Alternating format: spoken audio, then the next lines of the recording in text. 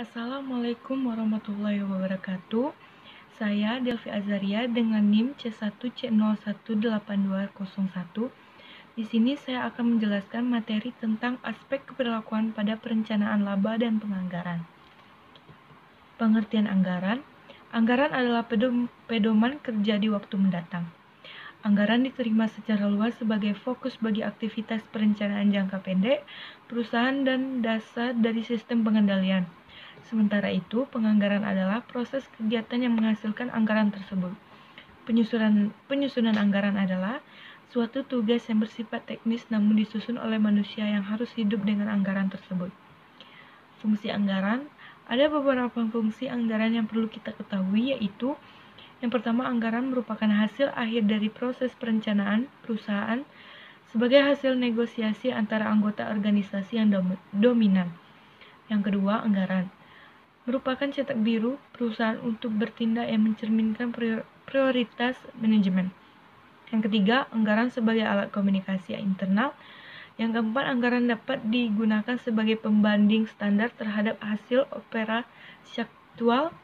Yang kelima, anggaran berfungsi sebagai alat pengendalian yang memungkinkan manajemen untuk menemukan bidang-bidang yang menjadi kekuatan atau kelemahan perusahaan. Yang keenam, anggaran mencoba untuk mempengaruhi dan motivasi baik manajer maupun karyawan untuk terus bertindak dengan cara konsisten. Tahapan proses penyusunan anggaran. Ada 3 tahapan utama dalam proses penyusunan anggaran, yaitu yang pertama, tahap penetapan tujuan aktivitas, kedua, tahap implementasi, yang terakhir, tahap pengendalian dan evaluasi kinerja. Riset telah menemukan sejumlah besar rasa ketidakpercaya terhadap seluruh proses anggaran pada tingkat penyelidikan. Alasannya adalah anggaran cenderung untuk terlalu menyederhanakan atau mendistorsi situasi real dan gagal untuk memungkinkan dimasukkannya variasi dalam faktor eksternal.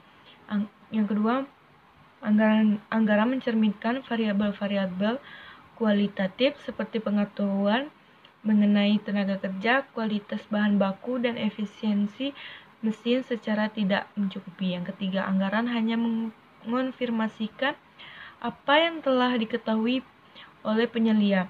Dan 4, anggaran seringkali digunakan untuk memanipulasi penyelia sehingga ukuran kinerja yang diindikasikan dicurigai. Yang kelima, laporan anggaran menekankan pada hasil bukan pada alasan. Keenam, anggaran mengganggu gaya kepemimpinan penyelia. 7, anggaran cenderung untuk menekankan pada kegagalan. 8, alasan lain dari resistensi anggaran adalah bahwa proses anggaran memerlukan waktu dan perhatian yang besar. 9, efek samping lain yang tidak diinginkan anggaran barangkali menghasilkan pengaruh lain yang tidak diinginkan. Konsep-konsep keperilakuan yang relevan dalam proses penyusunan anggaran. Yang pertama, tahap penentuan tujuan.